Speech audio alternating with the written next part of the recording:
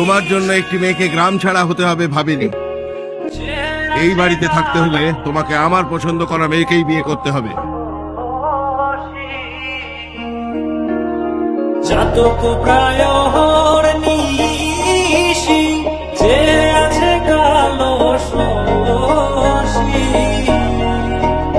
আমি হব বলে চরণ দাসী, হব বলে চরণ। তুমি এখানেই থাকো, আমি পাশের ঘরে চলে যাচ্ছি। হয় না কপাল গুনে, ও হয় না কপাল গুনে।